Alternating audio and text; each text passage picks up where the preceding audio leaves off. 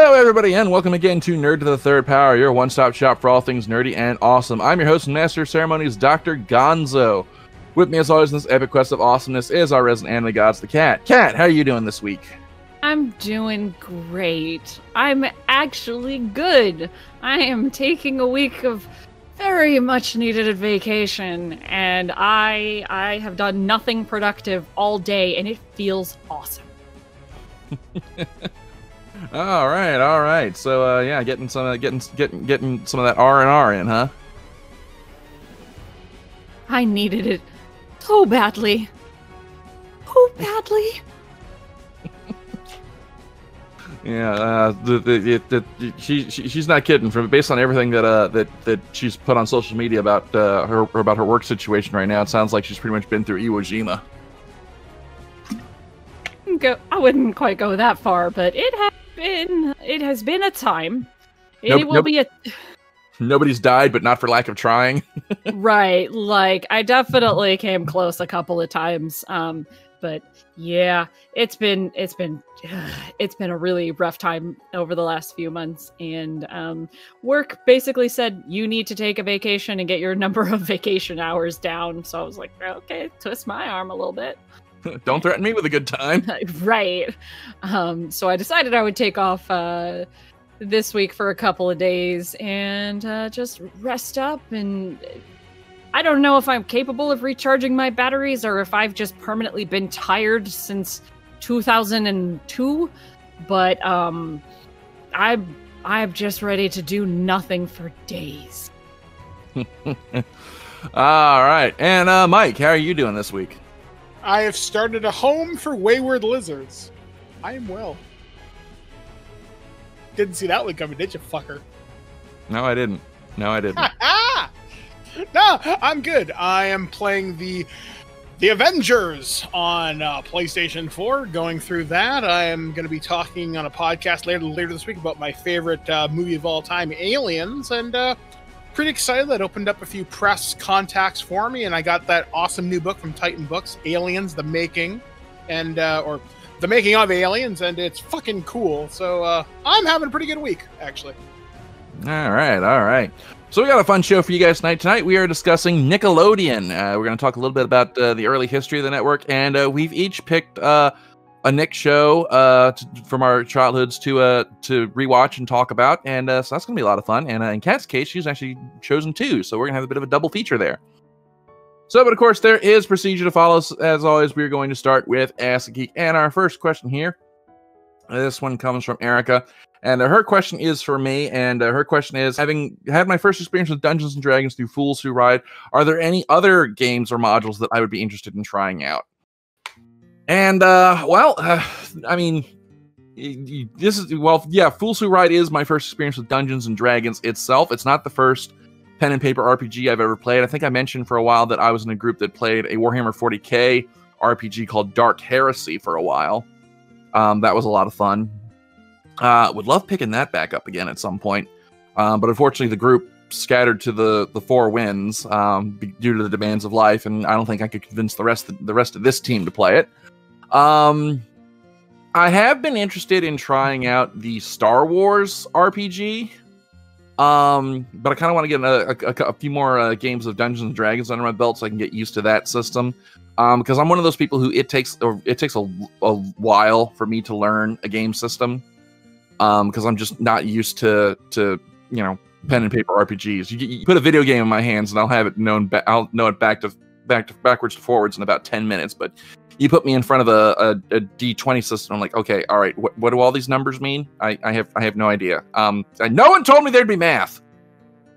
If I were to introduce you to Star Wars, I would use the Star Wars West End game systems from the 1990s. Very, very well supported, which is the basis for the Star Wars EU today.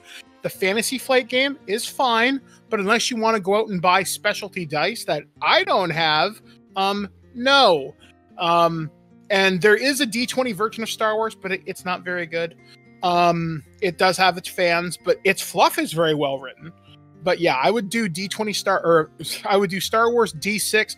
I can teach you that in 15 minutes. So, and then I think Kat has mentioned to me a few times Vampire the Masquerade, and she said that would be up my alley. Don't know where she got that idea from. I don't recall being real hopped up on vampires. Well, I mean, unless you count Castlevania. But I mean, I don't know. I might be willing to give that a shot at some point down the line. And then I've actually got a coworker for reference. I work in cybersecurity, and he thinks that that I would find a lot of enjoyment out of Shadowrun because of the demands of my job. Oh yeah, but you would be playing one of the character classes that every game master fucking dreads, and that is the Decker class. But you would make an interesting Decker character because you understand the theory of cybersecurity, which means you could rules lawyer us to death, in theory. So you would be a fun and annoying player. Well, maybe we'll do that for a Fools Who Ride sideshow. I would love to do Shadowrun with you guys. It's basically, what if the Matrix had trolls and elves in it? And it would be a remarkably fun time. So if you want to play Lord of the Rings with a fucking minigun, I'm your guy. Okay, all right, and then all right. So and then she's got a second question here for Kat and Mike, and I'm kind of a little leery of asking this one because the question is, what has been the most irritating thing about teaching Gonzo about D&D?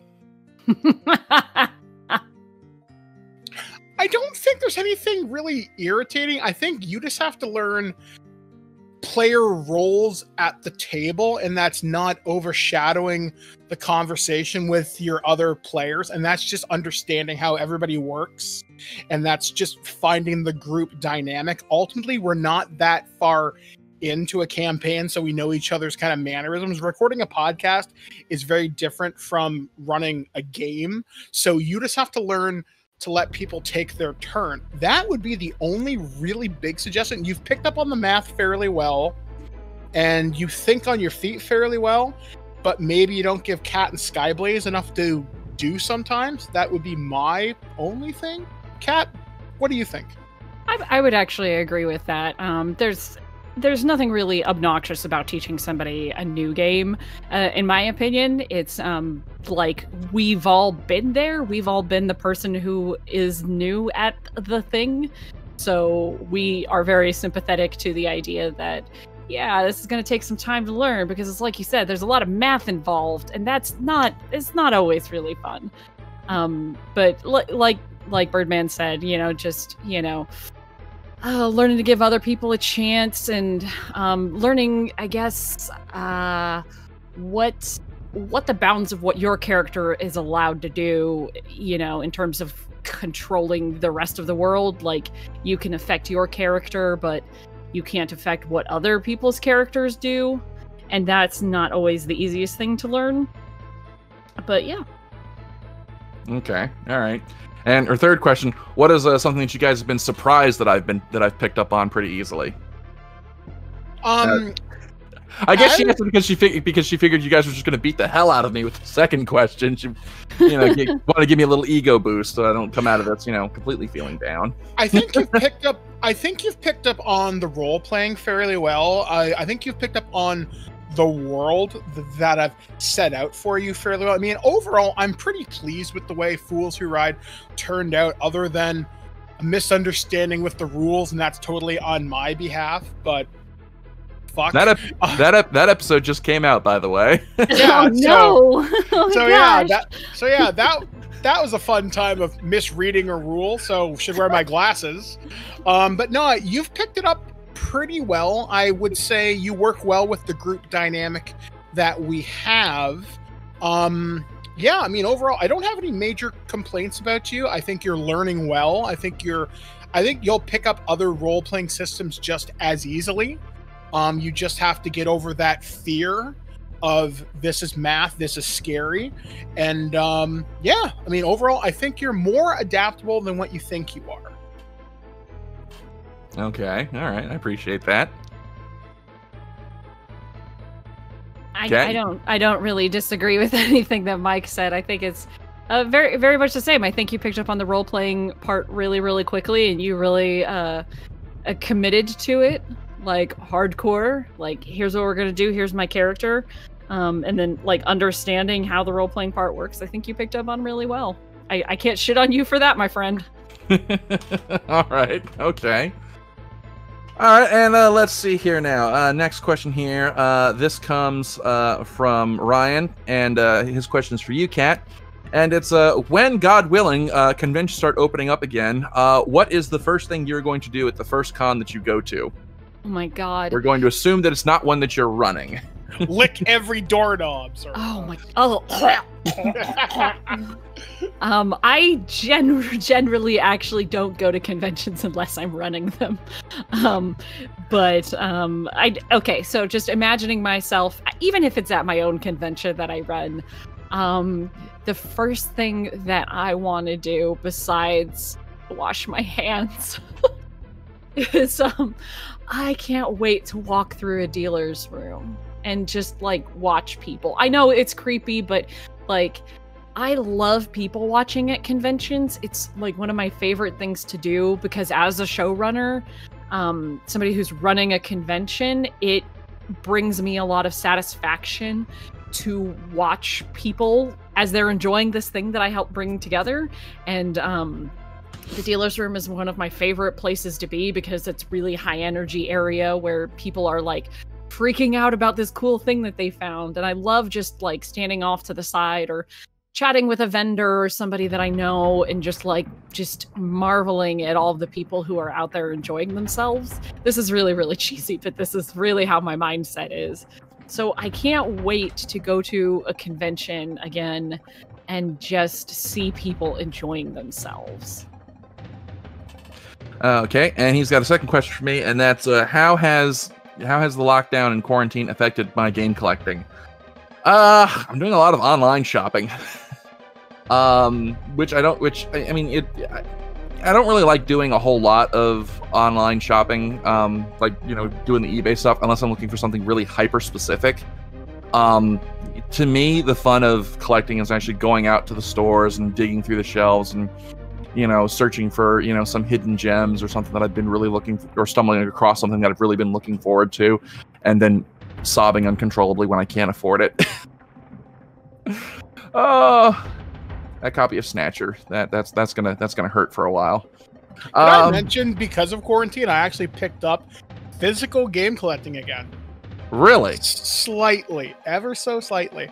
I was able to get a PlayStation 3 a couple of weeks ago, and I was able to rescue some games off of my PlayStation account, like the Marvel fighting games. And the main reason I bought the console, I got it really cheap. I wanted Scott Pilgrim versus the World, because I never want to lose that.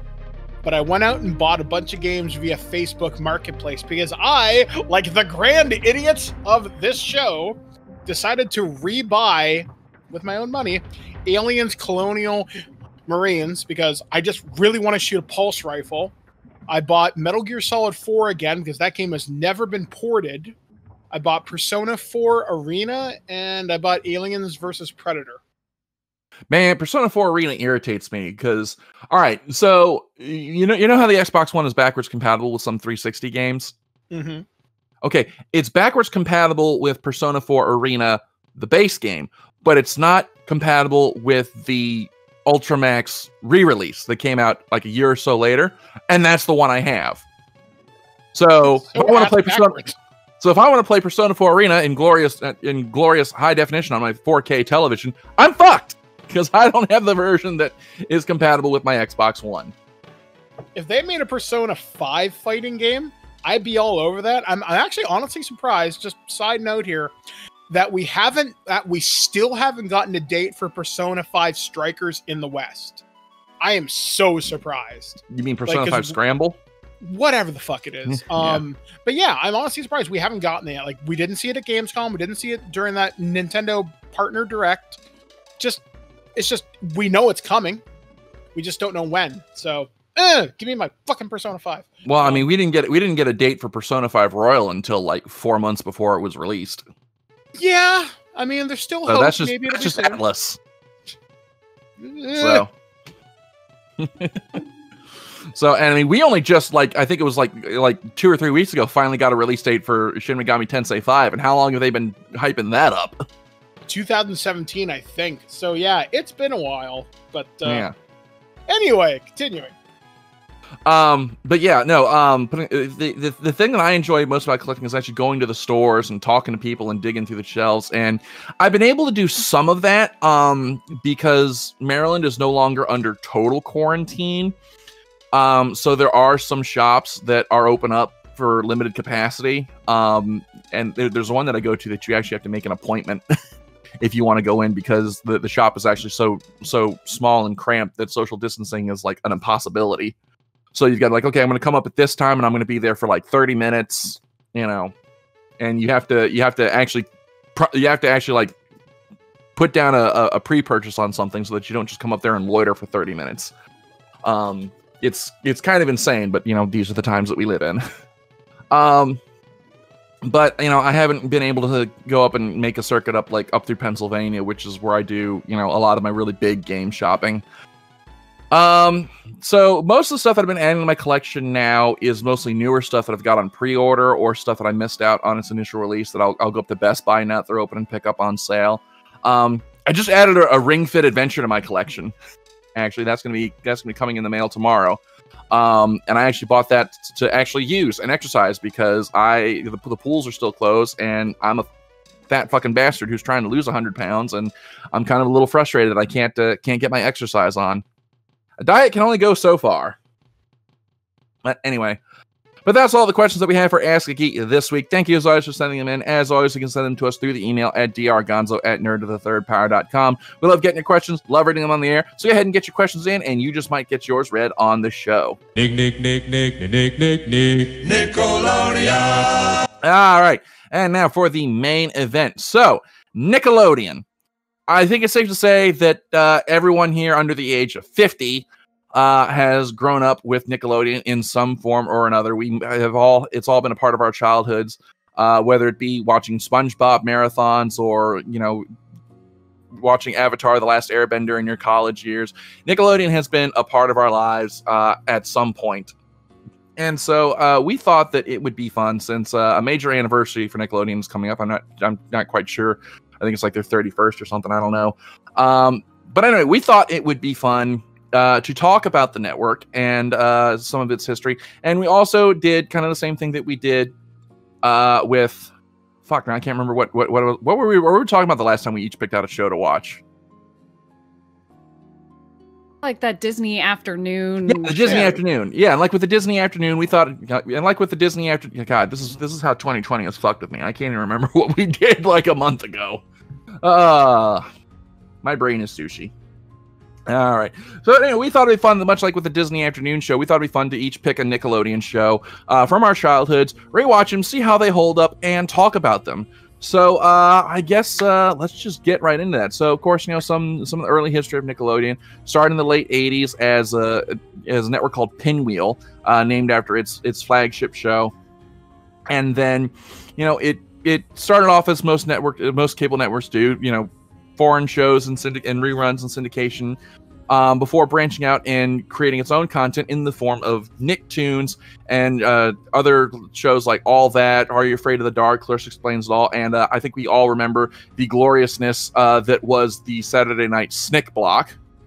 Well, there was a lot of early history that maybe you're just kind of glossing over. Just because this came out in a very early era of cable, coming out of the late 70s into the 80s. Nickelodeon only used to be on for certain hours of the day, and then it would turn off, which is weird. I've never ever heard that happen before in cable. So you're right, they'd show a lot of reruns. Pinwheel was one of their primary shows they had because it was very, very easy to produce. It was cheap. They showed a lot of shows from Canada. In fact, one of your favorites, I believe, is You Can't Do That on Television, which was made up in Ottawa. Fantastic show. If anyone knows where I can find a complete online archive of You Can't Do That on Television, please, for the love of God, send me an email. I've been searching for years. I don't think that show ever got a DVD release. It did not, due to rights clearances, due to contracts being lost in fires. It has a very interesting and complicated history than you might imagine. There's actually a fantastic 2.5-hour documentary on it on YouTube. And one of the channels that I really want to highlight, especially in the beginning of the show, there's a YouTube channel called Pop Arena.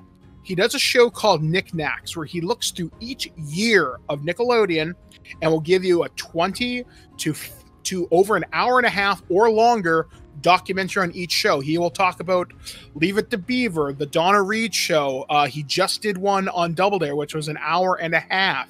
He did You Can't Do That on Television, which I think was about 2 hours. Some fantastic information in there. But yeah, so Nickelodeon came out of this unique time, and it was a loss for many, many years. It wasn't making any money, and there was thought of pulling the plug. But then lightning struck in a bottle when some of the things like Nick at Night started really hitting, when the original programming started hitting, especially as you mentioned in the 1990s with a lot of the Nicktoons. Things really started going. There was Nickelodeon Studios in Florida.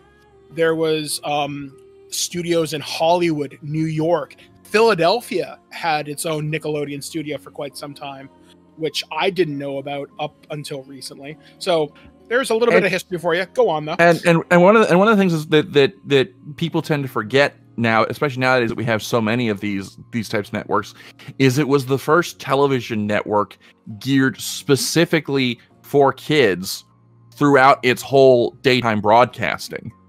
There was no other channel that did this at the time. I think Nickelodeon even predates Disney Channel, which even then that was more kind of overall family viewing. But Nickelodeon was, when they say they're the first network for kids, they really mean it. And it was unlike anything else that came out at the time. And it's just, I remember. See, this is how old I am. I remember, back when Nickelodeon first swapped over from the old rainbow logo to the orange splat logo, and they had shows like Eureka's Castle, David the Gnome, the Little Koala, which I just learned a couple years ago was actually an anime from Japan. So if you really want to get technical, the Little Koala was the first anime I ever watched at 4 years old. Before I even knew what anime was. And actually, Nickelodeon had a bit of a fascination with koalas in those days, because they had the Little Koala, which is about this little blue koala, hence the title. And then there was another one. I can't remember the name off the top of my head. Wiki Koala, maybe? Is that the one with the girl named Sandy and the koalas are from another dimension where everybody's flying around in like this void? And apparently, like the koala dimension is going to invade Earth or something. Maybe that's literally the only thing I remember is it was about this girl named Sandy who had these two koala friends who were from another dimension called Koala Walla Land. If somebody knows the name of this, please let me know, because now that I've started talking about this, is going to fucking bug me all goddamn night. But I remember David the Gnome. I remember it had Danger Mouse. It had Count Duckula, the Cosgrove Hall cartoons. Man, I wish Skyblaze was here for this one, because they could probably go on at length about those. Maya the Bee. Yeah. Lost Cities of Gold, which is fucking fantastic. We didn't have that down here for some reason. Which is so weird, because I used to watch Nickelodeon on a satellite feed, and I had a satellite disc that was like 15 feet across in my backyard. And that's how I used to watch Nickelodeon from a pirate radio signal, but it worked. Maybe I shouldn't say, well, because another thing is you're older than I am. Yeah, I'm almost 40. Maybe when you were watching Nickelodeon, they had it, but they didn't have it when I was a kid. Mm-hmm. So maybe it just predates me. But I don't remember ever watching Lost Cities of Gold. Yeah, because the Nickelodeon programming blocks would constantly change. Because, for example, when I was growing up, I could watch David the Gnome, Maya the Bee, The Littles, that koala show you mentioned, Lost Cities of Gold, but I watched a lot of Nick at Night, so I'd watch Leave It to Beaver, the Donna Reed show, My Two Sons, stuff like that, Lassie, stuff like that. And there's a lot of weird history with like Nickelodeon and some of these shows. Like there's actually a history of child abuse with some of them, but that's not Nick's fault, because these shows were produced in the 50s and 60s. But Nickelodeon, they would do everything. They even had their own like video music show at one point. They had skit shows, which I know Kat's going to talk about some of those, or she was going to. She's talking about Clarissa and Are You Afraid of the Dark, which features some Canadian talent in it who's a weatherman up here. But I'll talk about that later. But yeah, like I remember watching Star Trek the animated series on Nickelodeon, and that was my first introduction to Star Trek. Oh man, but that's anyway, deep. I know it's so weird.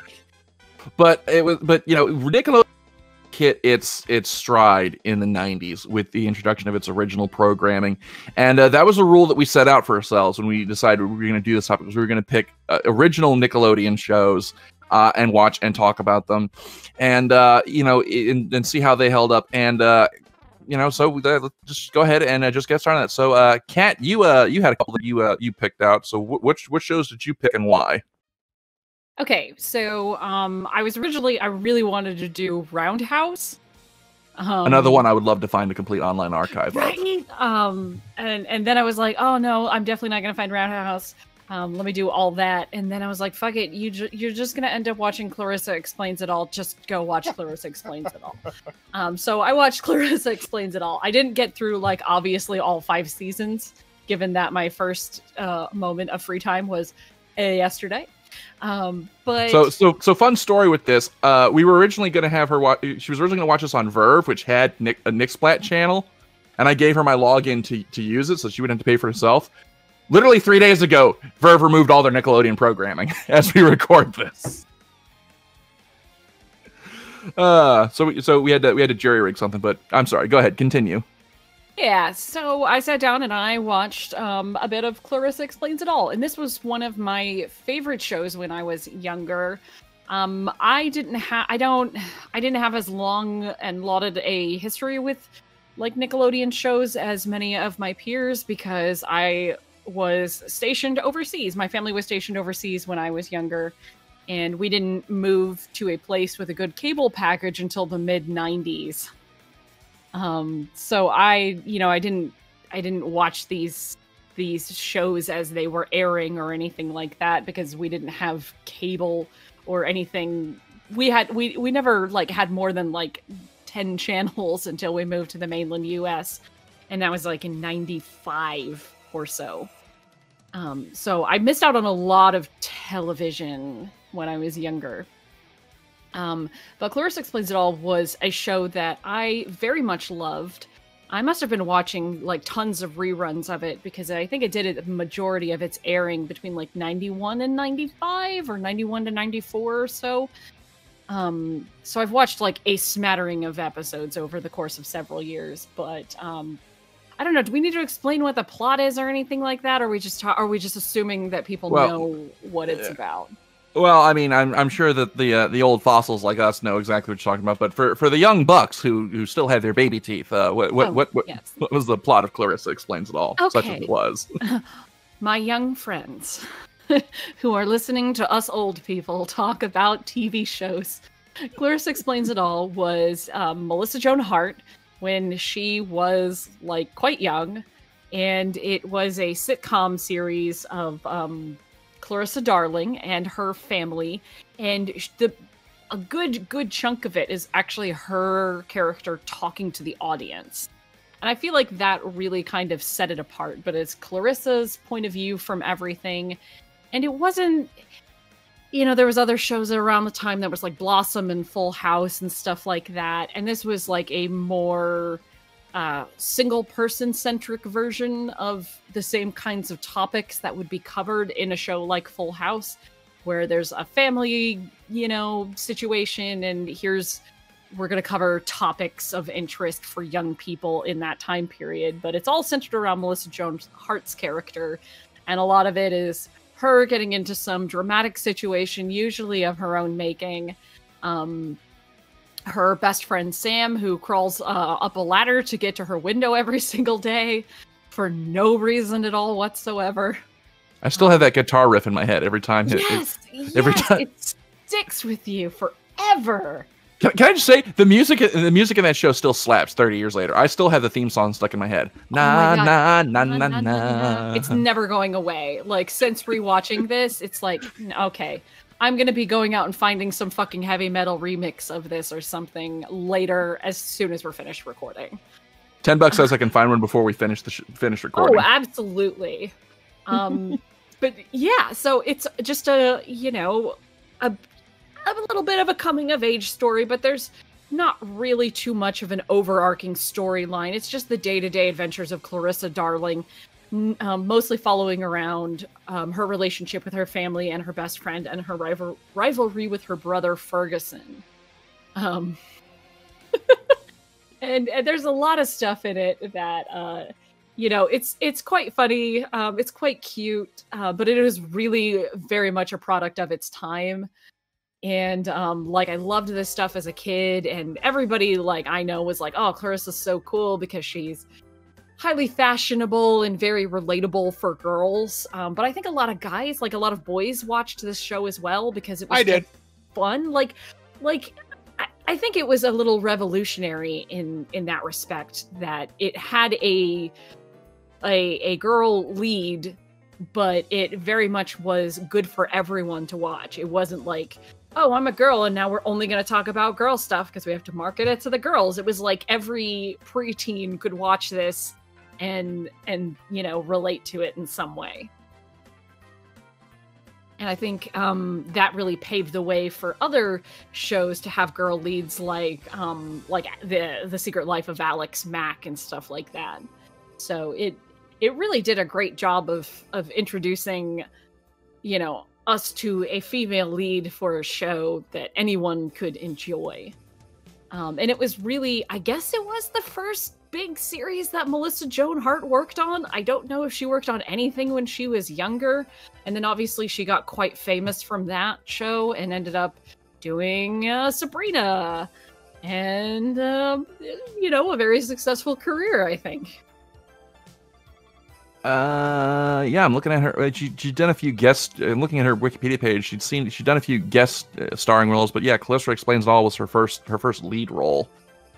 And the thing I remember the most about Clarissa Explains It All from when I was a kid, because I watched its initial airing, was it was the only live action Nickelodeon show at between the ages of 4 to 7 that I actually liked, because I was all about cartoons as a kid. If there wasn't, an animated anvil falling on somebody's head, I wasn't interested. But Clarissa, I actually really liked, even though, like I said, between 4 and 7 years old, most of the topics just flew over my head. But yeah, no, it really is amazing to go back and see, just how, because I went back and watched a few episodes myself on the Amazon Prime thing, just out of curiosity, how it stands up, like how the things that it talks about. It's very easy for shows to discuss topics that are very set in their time and also very heavy-handed. But it's amazing how both casual and timeless Clarissa is. Like it's not one of those. It doesn't do like shows like a lot of shows like Full House or something where they just kind of beat you over the head and with the moral, and there's everybody reconciles at the end and there's the sweet violin music. You didn't get that with Clarissa. And it's also worth pointing out that Clarissa wasn't really that afraid to tackle a couple of things that a lot of other shows like Full House would have avoided. There's definitely a couple of times where there's an episode, for example, early in season 1, where Clarissa thinks her parents are going to have another baby. And so it actually brings up topics like her parents' sexual needs. It's such a strange thing to think about, but it's things that we all understood at that age. And it wasn't afraid to talk about them, whereas a show like Full House was just so sexless. It was sexless for sure. But it was so, I can't think of the right word, but it was so aiming for wholesome that there's just topics that you couldn't even, or like words that you couldn't even mention. You know how many times like a cartoon will completely avoid the use of the word kill or die? Like if you really think about it, those words never show up in cartoons. Like for young kids. Vegeta's sending him to another dimension. Yeah, who are you trying to fool, Dragon Ball Z? Exactly. And then in the very first episode of Clarissa Explains It All, she talks about murdering her brother and how he needs to die. To be fair, a brother like Ferguson, we would all be thinking that at some point. Yeah. So the fact that it took on topics, that were just, a lot of other shows were just sort of skirting around at the time, and it actually, didn't hesitate and kind of brought them up in a way that any one of us would have reacted to them at that age. The only real hang up that I had with rewatching it is that the sibling dynamic, I know it's supposed to be funny. I know it's part of the major thing is that Clarissa and Ferguson don't get along, and Ferguson's really annoying, and you're supposed to basically side with Clarissa all the time. But really, every time they're in a room together, I just cringe a lot. Because I get that siblings don't always get along, but it's such an over-dramatic sibling relationship to the point where I'm not really that entertained by it. And believe me, I have a sibling I actually don't get along with. And we were never like that. And it's really over the top for the sake of television, but it was just oh man, it was really such a product of its time for their dynamic to be that dramatic. Now, there's a question that I want to ask with that, because like you mentioned, you have a sibling that you don't get along with. You think maybe the reason why that sibling dynamic that they display on the show kind of doesn't really ring true to you is because you might be looking at it now with an adult perspective, whereas watching it as kids, maybe the show writers were writing that dynamic specifically to be relatable from a child's perspective. Because one of the things that's so easy to forget is that kids and adults will look at the same thing and see two very different things just based on their life experiences and their perspectives. So do you think maybe that the reason why that sibling dynamic doesn't really ring true with you anymore is that maybe it's because you're looking at it from an adult's perspective, and you maybe don't really remember seeing that getting tongue-tied here, what seeing that as a child was like?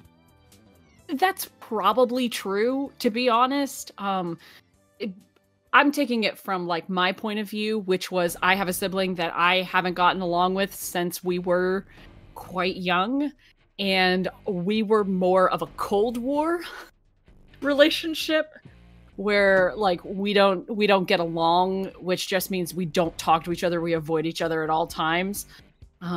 Versus Clarissa and Ferguson, who they don't get along, so they are coming up with these elaborate plans to sabotage one another, and it always backfires. I guess part of it is my annoyance with the character of Ferguson, because he's supposed to be annoying, genuinely, but it's also that the parents always seem to side with Ferguson because he's a suck up, and I just don't buy it. He's so awful. And for the parents to never, ever, ever for them to never read him as sucking up and lying all the time just seems unrealistic to me. I probably enjoyed the dynamic as a kid, but it to me now as an adult, it's really cringy. Okay. And the other show you picked was Are You Afraid of the Dark? So what drew you to that one? Oh my god. I think it's because weren't we recently talking about unsolved mysteries? Yeah. And I think most of my friends are horror fans of some kind, and Unsolved Mysteries is one of those reasons why we're all horror fans. And I think part of my interest in Unsolved Mysteries probably stemmed from Are You Afraid of the Dark? Because it was a show that was actually directed at kids that actually got kind of scary.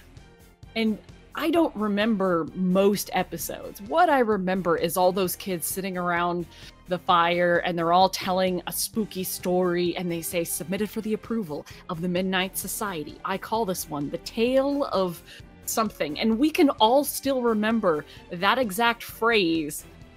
This show started in 1990. I probably haven't watched it since probably 98 or 99, and I still remember that exact phrase. Like to a T. Oh, And this will be funny. First episode aired October 31st, 1990. I mean, So this show premiered on Halloween. how perfect is that? And it's just, I think that episode was actually supposed to be set on Halloween as well. Anyway, so I think it informs a lot of the personalities of the people I know, that a lot of us watched this show when we were young. I think that's what drew me to rewatching it, because I don't know anybody who like doesn't go, "Oh man, Are You Afraid of the Dark? That was awesome." Even if the episodes were terrible, we're still going to have those rose-colored glasses looking back at Are You Afraid of the Dark, because it was horror that we were allowed to watch, and parents didn't really care that much. I don't, well, maybe your parents would have said something, but I don't know anybody whose parents were like, "Now this is too much and you're not allowed to watch it." I wasn't allowed to watch it when it first started airing, but it wasn't because of the content. It was because it came on after my bedtime. Oh, that makes sense. And then Because I think it premiered during the Saturday night Snick block, which didn't start until 8 p.m. And until I was 8 years old, my bedtime was 7:30. Yeah. I know, pathetic, right? Yeah, That's whereas weird, man. I wouldn't have watched it until like 1996 or 1997, at least. So I don't think I watched this on Snick. We have a channel up in Canada called YTV, and that's how we got it, because YTV does a lot of syndication with Nickelodeon shows. Which, fun fact, this show's Canadian. It was filmed in BC and parts of Montreal. The lead guy, Gary, I think his name is, one of the lead members of the Midnight Society, is a weatherman now on our local National Weather Service, Ross Hull. And he did another show called Student Bodies, but arguably his most memorable work is Are You Afraid of the Dark? And this show is fucking great. I remember, I've got one crystal clear memory of this show, because you said this was horror for children. My grade 8 teacher brought in something for Halloween, and presumably he taped this off of YTV, or maybe it was Nick at that time. But the episode was, there was a monster in a pool, and the monster is all covered in this red goo and this amazing makeup effect. Now, I may be remembering it through the lenses of nostalgia, but I remember at the time thinking, that's a really, really good makeup effect, especially for a children's show, because at this time, because this would have been in the 90s, the X-Files was filming in BC as well. And if you know anything about Canadian television, a lot of crews tend to work together up here. So odds are, if you're working on X-Files, you might be working on Stargate, you might be working on this, that, and the other thing. So whoever was directing a lot of the Are You Afraid of the Dark episodes, the behind the scenes crew is fantastic. Like, this show had a lot bigger of a production budget than I think a lot of people probably realize. I think it looked way better than it should. And it's not often Canadian television can say that up until really the last 15 years or so. But yeah, Are You Afraid of the Dark is one of the greatest things, and even the reboot wasn't half bad. It actually got picked up for a second season a couple of months ago, but obviously they haven't shot it yet because, you know, the apocalypse. See, my thing with Are You Afraid of the Dark is I always confuse it with the Goosebumps TV show, which is also Canadian, but is also terrible. Which features you and I will have to agree to disagree on that, but that's a discussion for a different table. But anyway, Kat, continue.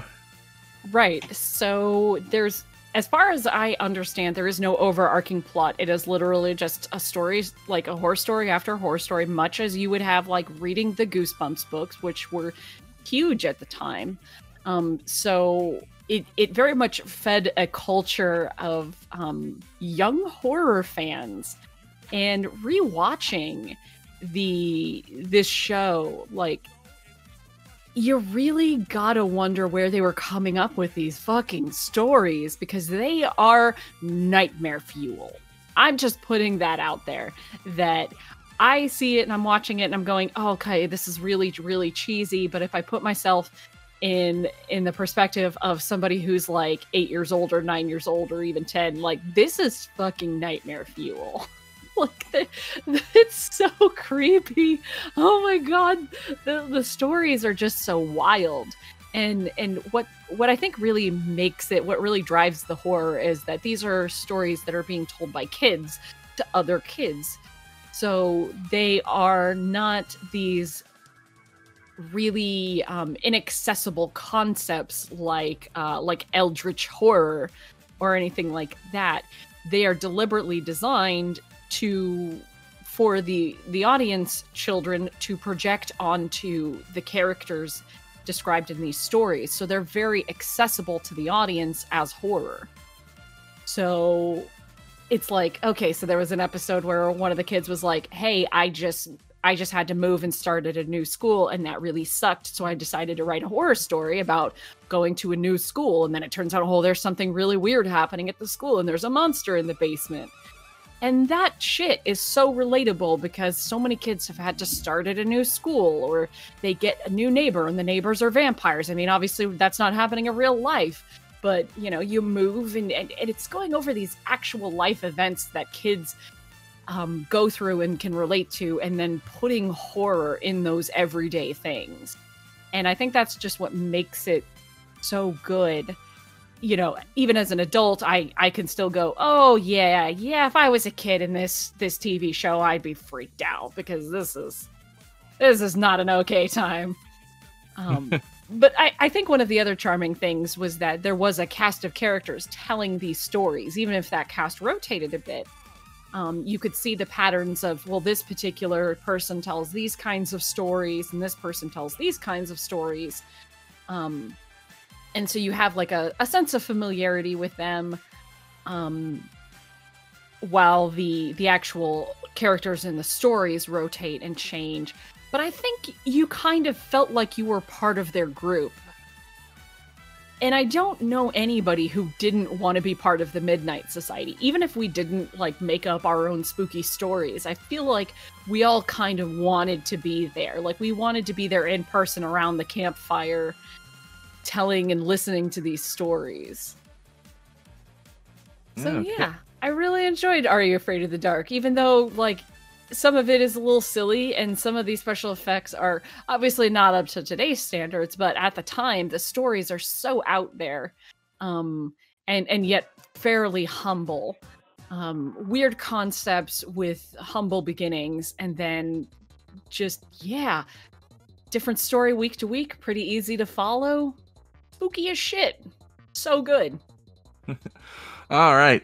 Well, it's interesting that you brought up for both of your shows how they tended to be kind of daring and do stuff that other shows weren't doing. I think a lot of that had to do with the fact that for the first 20 years up until maybe like the late 90s to early 2000s, Nickelodeon wasn't really a network that was really taken seriously. So they were able to really, do and get away with a lot of things that you wouldn't really see them do today. Case in point, the show that I picked, Rocko's Modern Life, created by Joe Murray, who some of you young bucks will remember will know as the creator of Camp Lazlo. And it was an animated series, and it came out on the heels of Ren and Stimpy, so it had a lot of that kind of gross out humor, more kind of deranged animation type humor.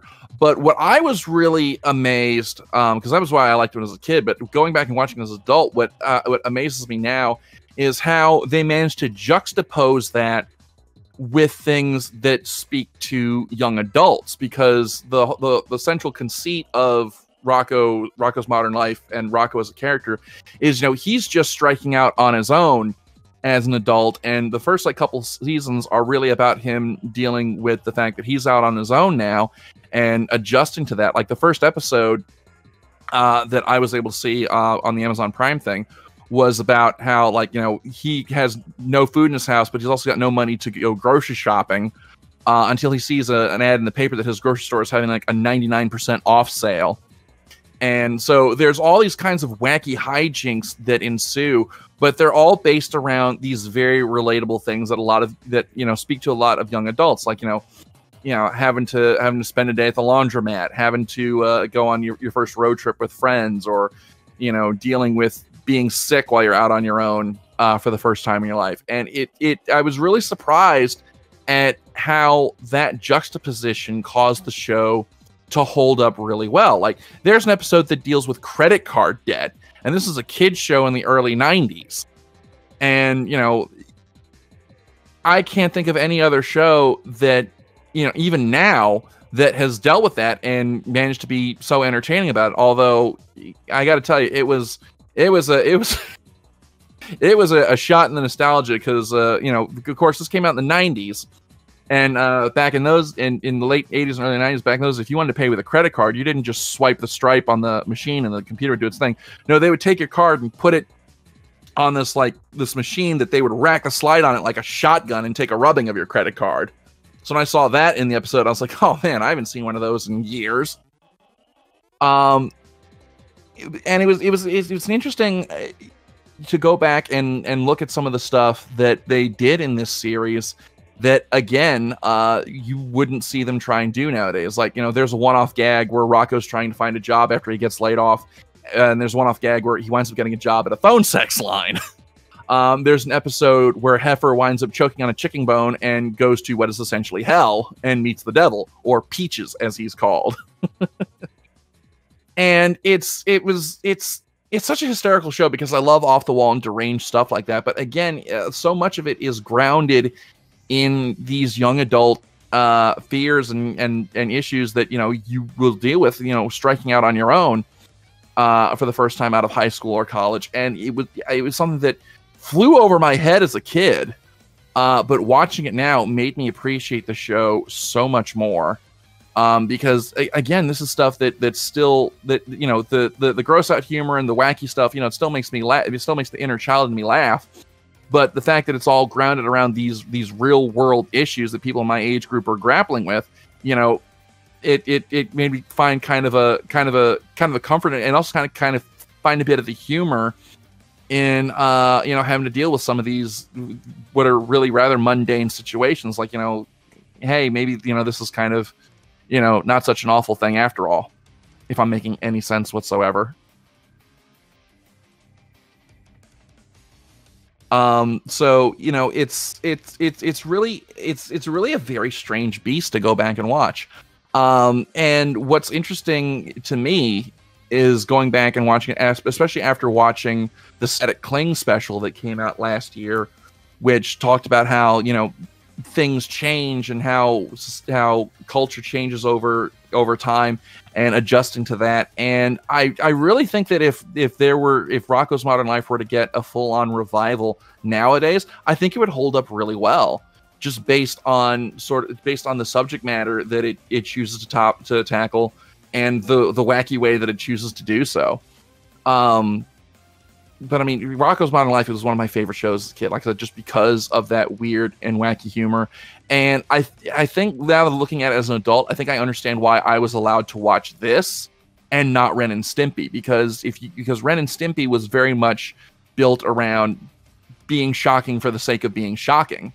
Whereas Rocco's Modern Life, yeah, it had its shocking moments, but it also had actual heart and stories to tell and cleverly written characters.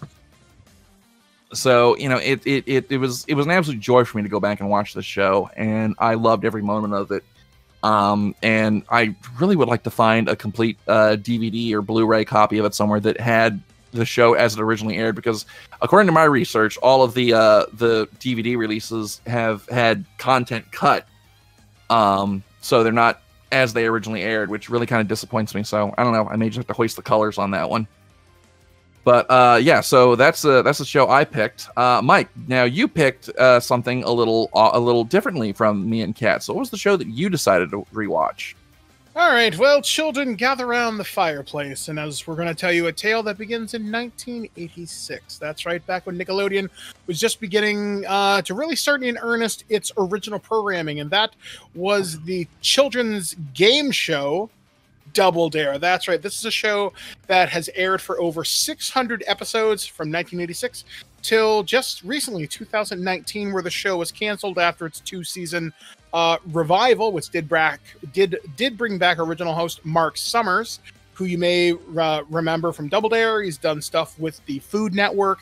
He's always been around. He's almost always been associated with every alliteration of Double Dare minus Double Dare 2000. So what this show is, like I said, it is a children's game show where simply you and your team of players, usually 2 players, or sometimes it's 2 players and their mother or father. But they've even had WWE superstars. A memorable episode had Mr. Perfect and Hacksaw Jim Duggan, Gorilla Monsoon, and Bobby the Brain Heenan was on there. But they've also had, I think, the Bella Twins showed up.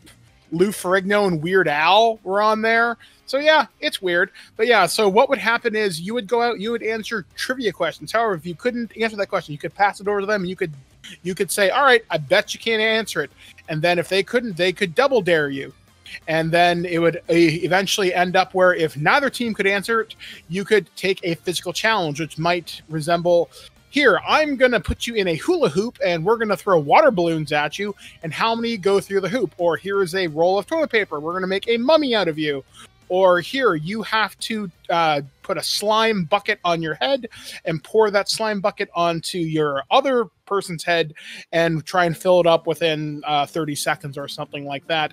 And eventually, the players with the highest amount of money or points at the end of the first round would go to the obstacle course, where you may have to pick a giant nose of its boogers and get a flag, or go through a set of teeth, or climb this giant slide thing where you'd have to go through slime. There'd be like a pit at the bottom filled with like, I don't know, like whipped cream and other weird shit.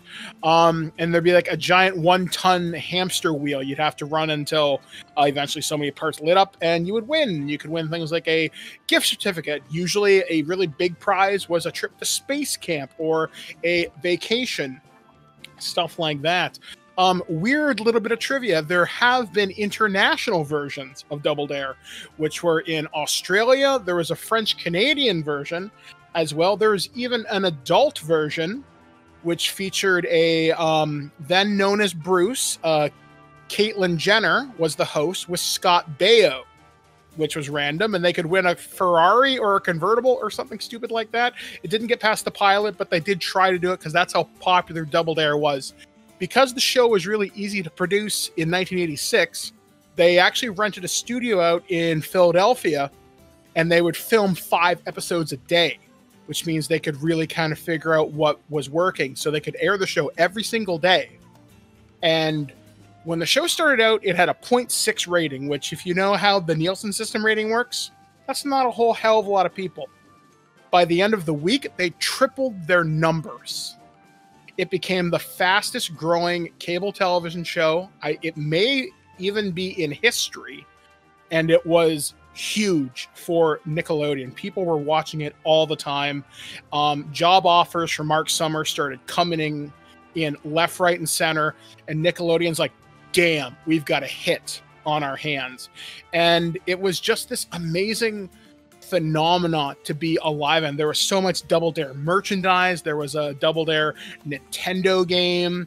You could buy like walkie-talkies, toys. You could get the physical challenges, kits, stuff like that. I know in part of the research I was doing this, that YouTube channel I mentioned, Pop Arena, there were college campuses where people were holding their own college versions of Double Dare. There was even a traveling show that you could go to that would go to Los Angeles, New York, and other places like that where they would do it. When the show got moved down to Florida, it became a part of Universal Studios Florida. So you could watch the show being filmed. You could even potentially get called in to be a participant. Usually they just draw from the kind of local area too. So Double Dare did something just so innovative that it made the children's game show popular. Sure, there had been ones in the 50s, 60s, and later, but none had captured the imagination of that. And it really elevated Nickelodeon to being a really popular channel because advertisers came knocking and they wanted in on this. Like, it was huge because a lot of cable networks and satellite channel providers gave Nickelodeon as just part of their packages anyway. So advertisers were like, damn, we can make some real money here. And Nickelodeon was able to profit off that. So, so something I don't know if your research yielded, but this is an interesting tidbit that I turned up. Because I occasionally get bored and I'll just go on website trolls looking for stuff and I'll just hit up a whole bunch of random shit. And one day I went on a Double Dare kick and just went reading up everything I could on the show. But originally, the show wasn't going to have any cash prizes. Yes, because of taxes. Yeah, this is so the prizes were all chosen specifically to appeal to kids. But then they were like, okay, wait a minute, hang on, they're going to have to pay taxes on this. So that's when they introduced the cash prizes. Because what confused me one time watching the show as an adult was like, these cash prizes, they're only getting maybe $100 to $200. This is pretty small.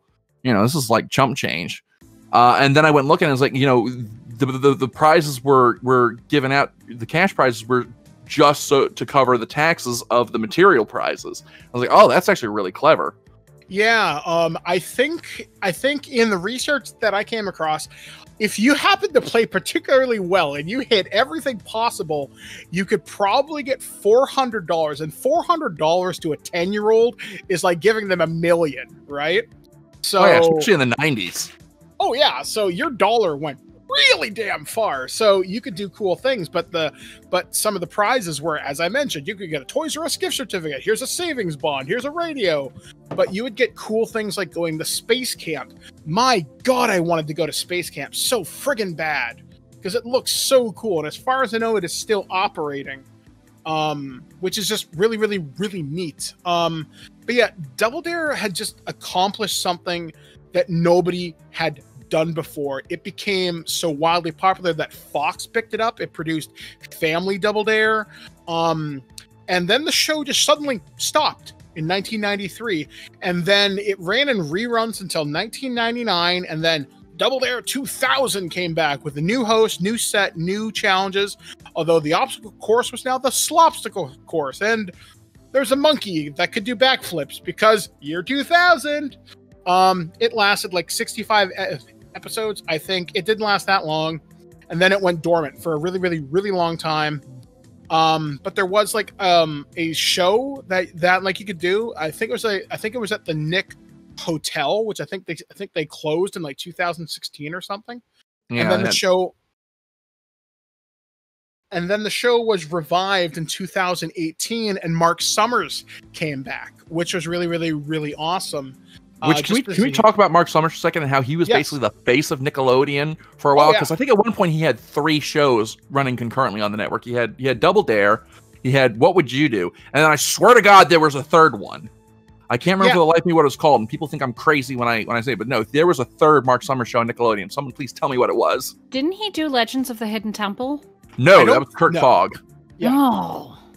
But yeah, Mark Summers was everywhere, and he had this ability to be really charming with the kids, to put them at ease when they were doing it. He just had a very natural charisma that after like the first couple of episodes of the first season just became so natural to him, and networks headhunted him hard, but he said no, stayed the course, and he stuck with Double Dare for many of its alliterations. I think he's been executive producer. He's had many different hats on over there, and his career itself has been very, very, very interesting. He's never been boring. Like, he's a guy I'd love to talk to, not just about Double Dare, but his work with the Food Network and stuff like that. He gets around. And one weird little bit of trivia is Mark Summers he's OCD now. And that's hardcore OCD, which is funny for a guy who was on one of the messiest game shows ever. But at that time, he wasn't diagnosed yet. So that's where there's a little bit of a kind of disconnect there. But seriously, children's television would not be the way it is without Mark Summers and Double Dare. And I think the guy's name was Greg Darby, I think it was. The president of Nickelodeon, Geraldine, I can't remember her last name off the top of my head. But that Nickelodeon was such a powerhouse for so long, and it's only in the last couple of years that it's no longer the #1 children's network. It's only second to, I think, Disney and something else now, because it's kind of slipped from its once powerful podium. But Nick has accomplished a lot. It's had the shows that we've all mentioned, stuff like Rugrats, Wild Thornberrys, the aforementioned Ren and Stimpy, Avatar. I guess that's because we're kind of running close to the end of the show here. I guess that's a good way to close out the show. What are some other random things from Nickelodeon that you remember from when you were a kid? So, Kat, let's start with you. What's some random thing from Nickelodeon that you really miss or that you really remember from when you were a kid?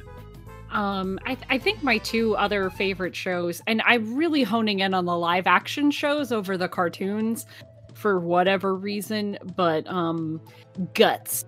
Yeah, because that was another competitive show, and I realized like I would never be able to be on that show because once you have to do the aggro crag, I'd be like, nope. Fun fact: one of my game collecting friends actually has one of the shards of the aggro crag that they would give out at the end of the show as a trophy. Damn, that's so cool. But I always love the do you have it? Do you have it? Guts. And I'd be like, no, I don't. I could never do that. I'm like 14, like, no, never. And then the other show that I really, really wish we had more time to talk about is Legends of the Hidden Temple, because that show was so much fun. It's another show where it's like I would never make it past any of those things. But every once in a while at a convention, you see people in costumes of one of the teams. That's awesome. And I'm like, oh, it's so good because it's one of those things that truly only 90s kids will get. Blue Barracudas for life! Somewhere in Texas, Brian is now unexplainably angry. He has no idea why. You projected on your team and you like, oh no, they're gonna get captured by the guys, and oh my god. Yeah, it was like a heart palpitating right at the end of it. I had a friend who for Halloween one year he went as one of the temple guards. And so cool. And I told him in no uncertain terms, I swear to God, if you jump out at me once in that costume, I will shoot you dead, because that was how much the temple guards scared me as a kid. Birdman, what about you? What's something random that you remember from Nickelodeon as a kid? I was very much like Kat, a fan of the live action shows, and there are one I'm going to mention really quick because I've got three. One was Salute Your Shorts. That show I thought was pretty clever. But two shows I love. You Can't Do That on Television, because it showed me just a whole different weird realm of comedy that I'd never ever seen before. Also, fun fact, that's where the Nickelodeon slime came from. Yep. And it has been iconic of the brand ever since. And then the other show that I loved was a show called Hey Dude, which featured a bunch of kids on a dude ranch. And it felt, I don't know, just for some reason, it really, really resonated with me. And I've always been a bigger fan of Nick's live action stuff because I never seen all that. I've never seen the Roundhouse because I fell out of Nickelodeon when my parents took over the satellite dish in like 1997, and I was reduced to over-the-air antenna and VHS tapes. So I missed out on a lot of the really cool shit until the age of torrenting and DVDs. Yeah, I remember Hey Dude. I remember the show itself bored me to tears, but that, again, talking about Nickelodeon music, that theme song still slaps. I know that music by heart. It's a little, little strange when you make your home out on the range. Okay, the random thing from Nickelodeon that I really remember, and this would have been like if I got to take part in this, I could just die because I would have nothing. There would be no greater thing for me to achieve. The Nickelodeon toy shop-oramas, where they would basically take a kid, give him a cart, put him in a Toys R Us, and he would have, I think, like 1 minute to go throughout the whole store, and anything that he could get into the cart and still make it to the finish line, he would get to keep. And I remember I wanted to do that so bad. That was like, the big childhood dream. Like, other kids, like, I want to be an astronaut. I want to be a doctor. I want to go on the Nickelodeon Shop-orama. That's what I want to do. And just like tear through the video game section. There is a fun thread on Reddit that I remember reading like I guess a few months ago, read about people who won their school gets taken over by Nick. And you get a weird slap shot of how Nickelodeon would take over their school for like a day. Parents got slimed, teachers got slimed. Oh man. It's intense. And I'm jealous of you Americans for having interactivity like this. Because honestly, the 90s and Nickelodeon were a magical time to be alive. And even I think in the 2000s the kids still got it, and even Nickelodeon today still puts out some really good stuff. So yeah, but it's monumental channel. It's still a shadow of the golden age that it was in the 90s. But you know, like we mentioned, there's so much to talk about 90s Nick, and even some early 2000s Nick that, you know, we just don't have time for. Maybe we'll come back and do a part 2 on this, you know, later on down the line. Maybe we'll do a Nick Shows part 2. But anyway, that is all the time that we have for Nerd of the Third Power this week. What is a Nickelodeon show or piece of history that you really remember fondly? Sound off in the comments. And yeah, like I said, I think we've had a lot of fun with this. I don't know. Like I said, I'm seriously thinking we might do a part 2 on this at some point. But anyway, that is all the time that we have for Nerd of the Third Power this week. Thank you as always for tuning in. We will see you guys next time. As always, I'm Dr. Gonzo. I'm the cat. I'm the Birdman. All right, we'll see you guys next time. Taka, play us out.